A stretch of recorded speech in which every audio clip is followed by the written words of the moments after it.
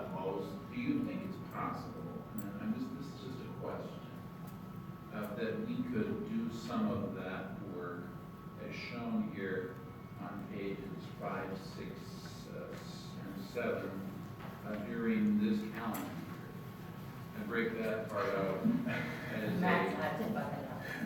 Actually, based on the workload we have both contractually and in-house this year, we've actually pulled a lot in-house this year. I would say it would be very impossible to do that.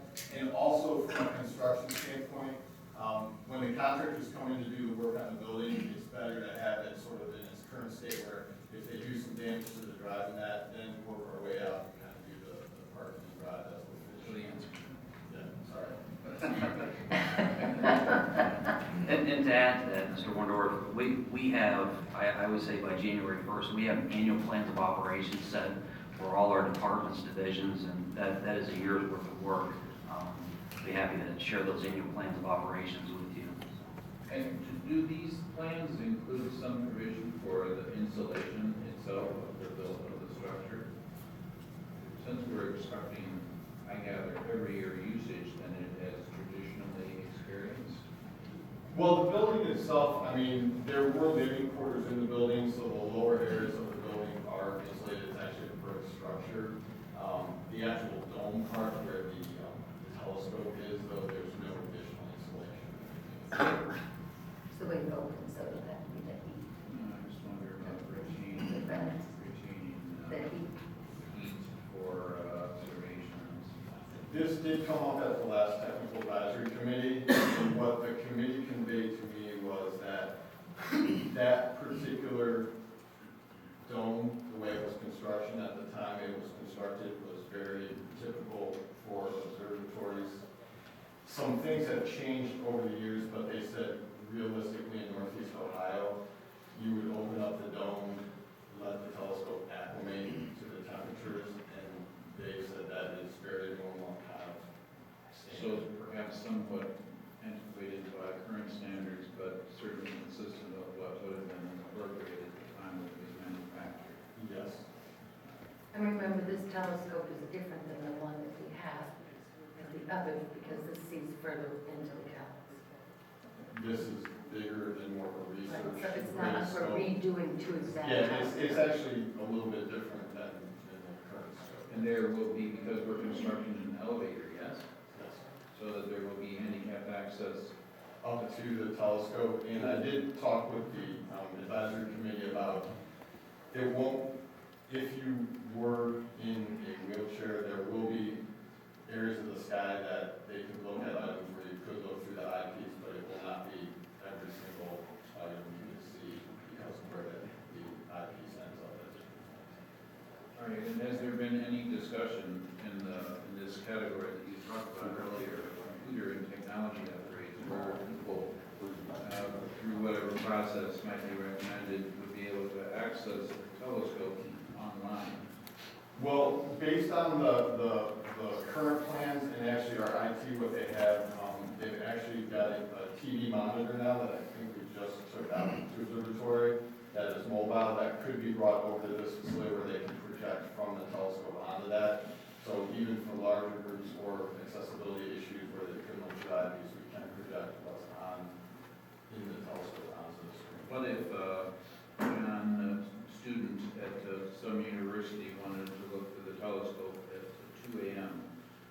Will there be any way that they could do that if they went online? And that's when we get into some of the computer and technology upgrades, that would be something with Don, we have discussed with IT as far as, the possibilities of what we can do with our current system and what we might need to upgrade, offer, things like that. The other thing that was discussed with our naturalists was there's a lot of opportunities maybe with some of the smaller universities like Hiram College and that, and even some smaller universities in Western PA where, again, having this facility available for research of students and developing partnerships like that. Again, that would be something that the naturalists would probably take more of a lead going forward. How do you envision that process taking place? Because I saw that you have a long list of universities and so forth that were possible partners of one sort or another. How do you envision, or does the staff envision, is it in a general way, That's actually, Partnering up with some of those folks. the last part of the information included in the pack is actually from Michelle's division, that's from the naturalist, so I don't know, Michelle. if you wanna- I would like to say, and we had grand hopes that we could, make it absolutely what you probably are envisioning, that we can connect the schools online, do all of those things. Unfortunately, the scope itself would require a brand new computer system, and that would take away from the historical value of it. And as Matt mentioned, there's just, I think, 3 or 4 companies in this entire nation that can even touch this type of scope and the computer peripherals that come with it. So we're very limited to the amount of money and the amount of work that we want to do to still keep that historical appeal.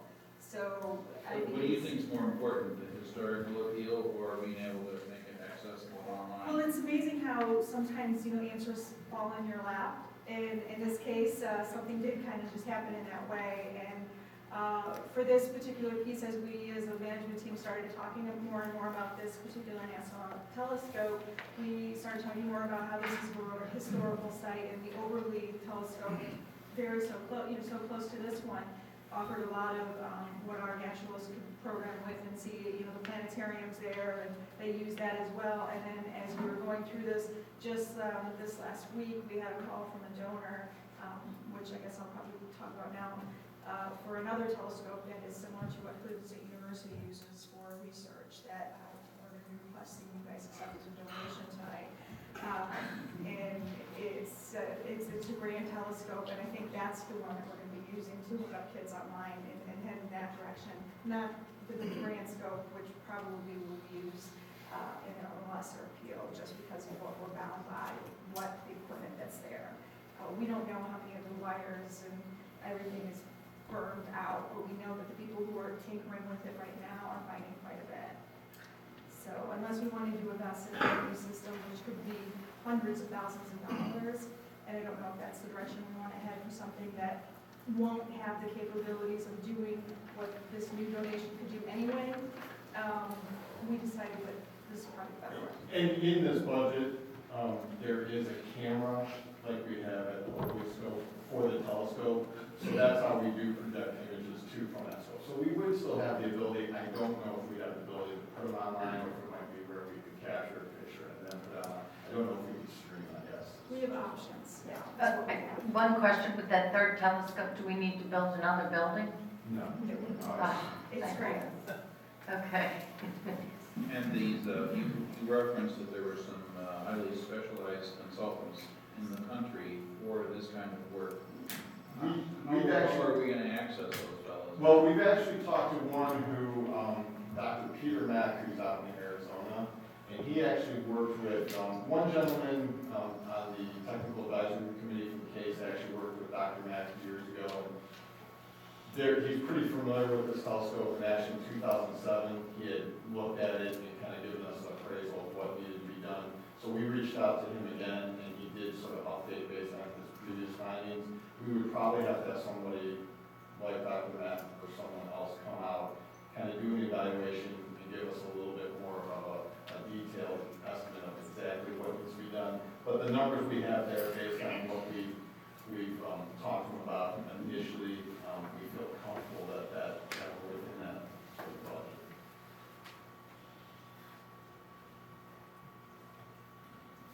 You finished? So a motion going forward that we would approve for you all to go forward with a budget of $1.4 million for the Nassau Station project. That's correct. Second. All right, thank you. Mrs. Shumway? So yes? Mr. Wondorf? Yes. And Mr. Gertz? Yes. All right, thank you. It's reasonable for us to assume that various clubs and so forth will still have a strong interest in utilizing this instrument, correct? I Yes. hear your friends. That's Yeah, correct. I believe that's currently, and I think going forward, I think. That's what I mean, currently it's that way, and we're not doing anything, we're not contemplating that their interest will diminish in any way, if anything, yeah. No, and actually, the trails we put in last year as part of the infrastructure, now there's actually a direct connection between the two facilities, and it's definitely moving forward. We're just really expanding the opportunities out there for research. The Chagrin the Sugar Valley Astronomical Society in particular, they remain committed. They volunteer some of the weekends, come out and work at the Overly building and run programs at the Overly building. So we don't expect any diminished partnerships at all. So hopefully new Well, ones. some of the, just trying to get in there can be kind of competitive. Thank you. To give you an idea, just last month, there were 499 people that attended Chris Metrics. We call them our astronaut, attended observatory park programs, so. That's in the we need something. I'll make a motion. Don't make a motion. Did you second? Jeff seconded it. I voted yes. For the records. All right, thank you. Okay. And then for the control line, Paul's on. Good. Thank you, Matt. Appreciate your putting together all this material. Next on the agenda is controlled hunting, and that memo comes from Paul Peer, our park biologist, and this is controlled hunting specific to white-tailed deer. Well, good afternoon, everyone. Yes, before you this afternoon, I have some summary information on our 2014 and 15 deer hunting program here at the Park District. Also, I have 2015 and 16 recommendations. Quickly, a summary from last year's hunting program here. There were a total of 546 applications in the program. A little over 300 permits were issued.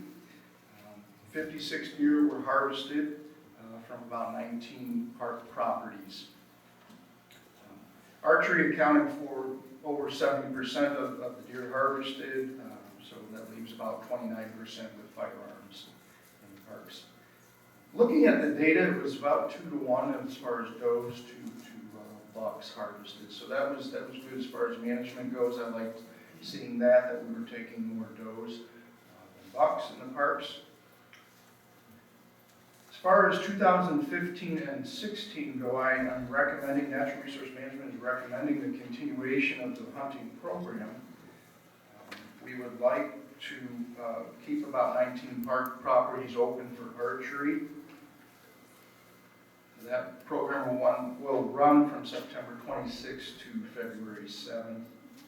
We also are recommending gun hunting as well in the Park District, both regular, there's a youth season and then regular seasons. Things have changed a little bit. The Ohio Division of Wildlife changed some of the seasons around, so that's reflected in the memo as well. We also are encouraging muzzleloader season here too. I have a quick question for you, Paul. Sure. And I don't know if you have an answer to this, but I know last year we split the season so that the number of people that threw their numbers or names in the hat for the lottery, that we could draw more names and give more people the opportunity. So they had shorter seasons, but more people got to hunt. So I have here on your data that 2009, 2010, we only hunted 14 parks, and we had 135 deer. And yet last year, we hunted 19 parks, and we had 56 deer, so less than 50% with that divided group. So, and the year before was only 68. Is it because you're seeing less need, or the hunters not as, I mean, I saw our youth didn't hit anything, you know, or... Correct. It's very complicated. I'm not going to. Okay. Well, do we need more deer ticket, you know, that... Sure. I mean, if you're asking me to explain that, basically we're talking about a bell-shaped curve on deer harvest numbers in the Park District over the years since about 2007. We had some very decent years of deer harvest of 150 animals in 2008 and 9 versus now we're only getting about 56 to 60 to 70 deer maybe, while kind of increasing the number of parks. A lot of it is weather dependent. There's also kind of population dynamics going on there. It's hunter effort plays into it as well. You're also educating deer over time too, and you're getting diminishing returns as well. So there's a number of factors that play into harvesting and managing deer populations in the Park District. So yeah, there's no real straight answer as to why. I think it's a combination of harvest and as far as harvest goes, it's a combination of effort by hunters and weather patterns really seem to be the two big drivers that I'm basically looking, for approval from you to continue with the program this year. I think it's worth doing. We need to do this. I was out with some other conservation organizations last week, and you can definitely, the importance of hunting and or doing something about the deer problems in the area of Northeast Ohio is pretty important. Do we have deer problems? Yes, we do. We do? Yes. Complaints?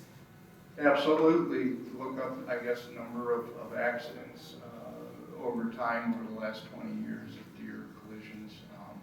Certainly gone up. Biodiversity-wise, the understory of forests has certainly changed dramatically, not for the good of things. Bird populations are being impacted by overbrowse and the loss of understory canopy and things like that. So yeah, there's quite a bit of good documented science that we know of deer problems in the area. I just want to clarify before we go ahead and vote to approve the controlled hunting program, that we're talking the controlled hunting program for deer management, correct? Correct. Okay. And can you also address all your other recommendations for density surveys? Absolutely. I do also recommend that we start looking at gathering some more baseline. We used to gather baseline data on population estimates, kind of density estimates. So I wrote up, I believe, if you have the memo in front of you, there's a separate memo. There's a number of different techniques that you can use, and I was sharing those with you. Let me turn to them.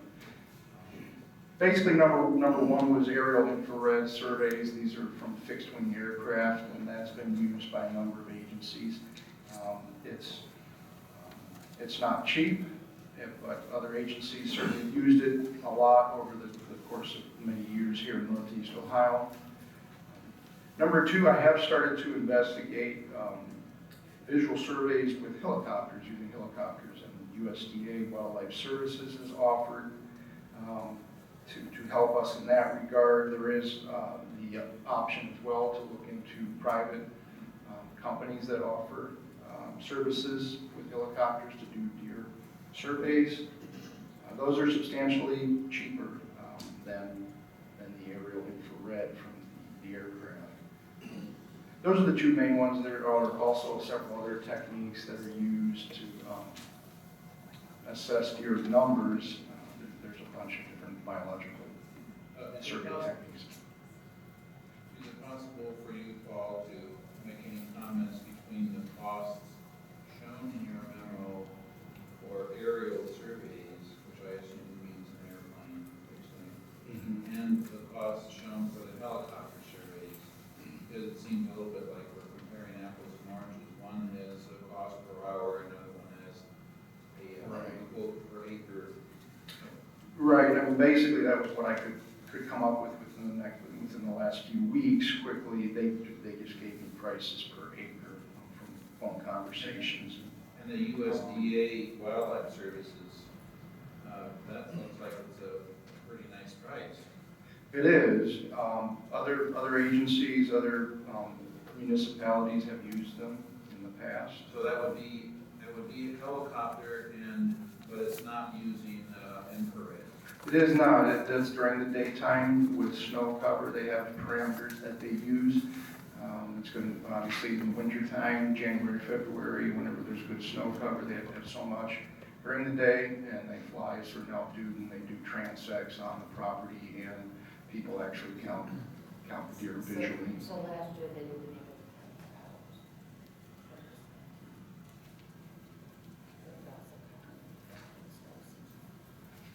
Yes. And then besides the aerial and helicopter stuff, there's also other methods that you discussed. Drones.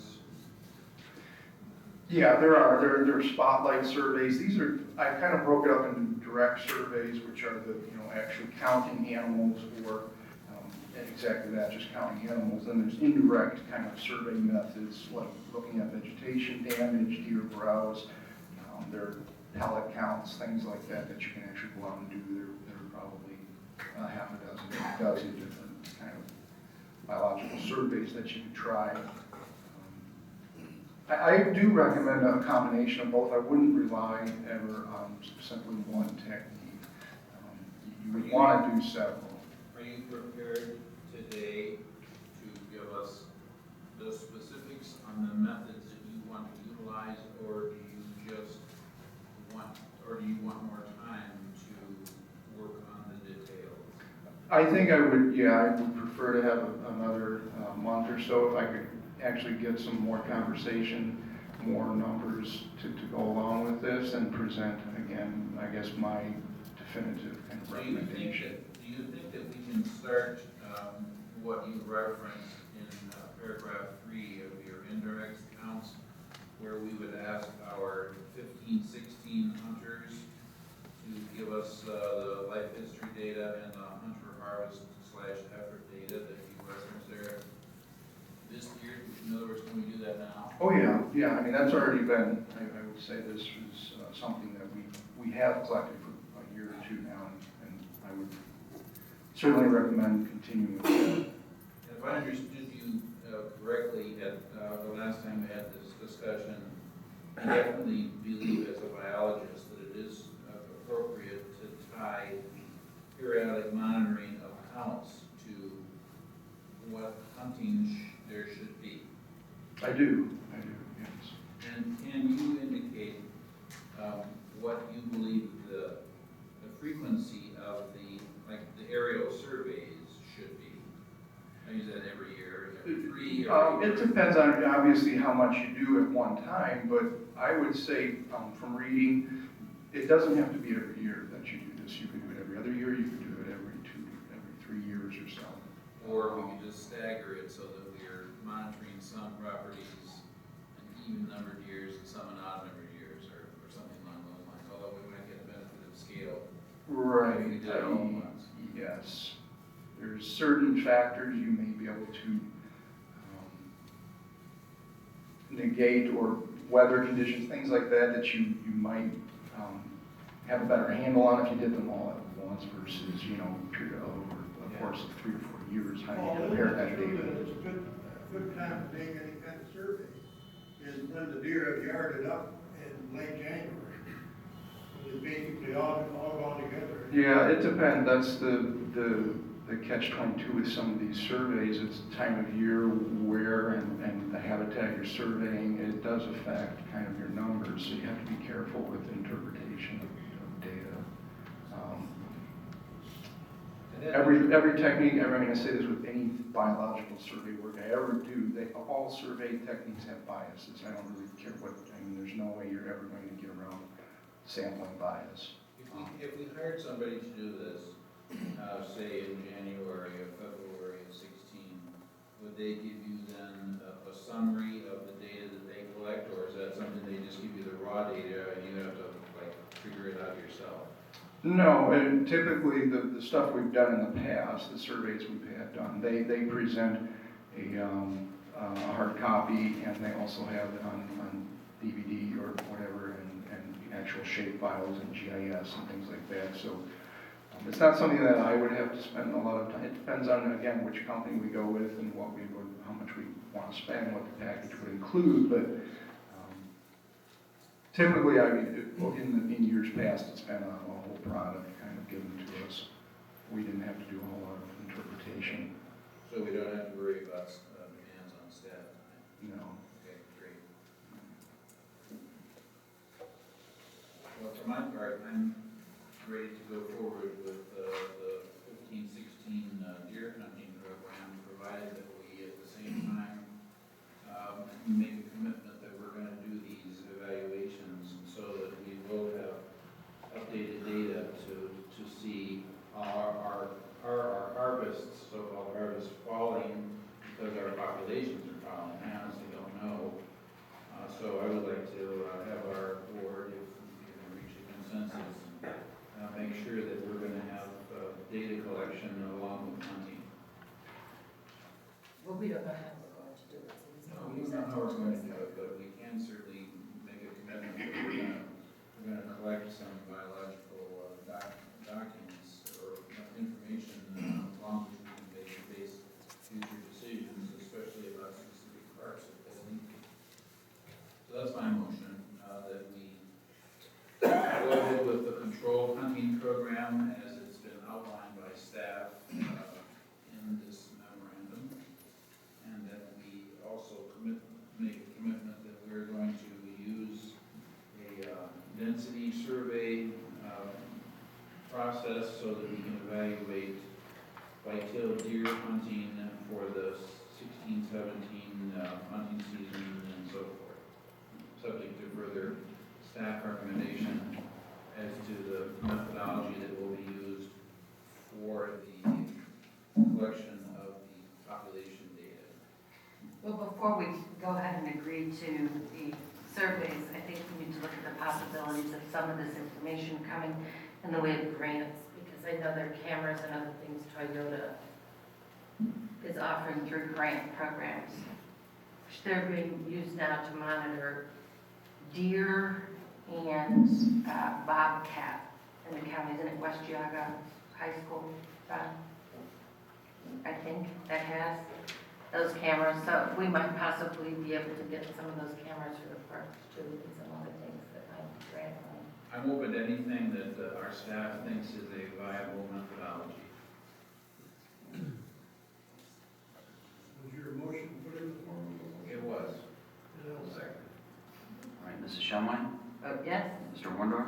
Yes. Mr. Gertz? Thank you. Thank you. Thanks. Nice job, Paul. Thank you very much. Okay, moving on, the next item on the agenda is bylaw revisions.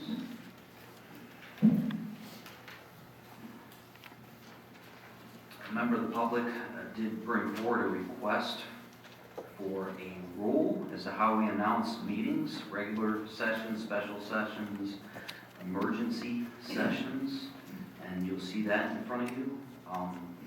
We're not voting to adopt these changes at this time, but we're voting to adopt, to record them for the purposes of voting in June.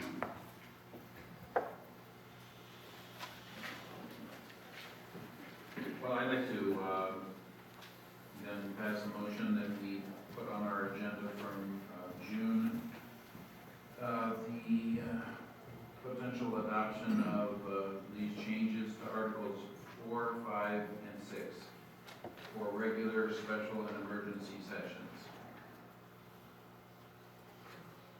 And I'd like to treat separately Article 16. Okay. And how would you like to do that separately? By separate motion.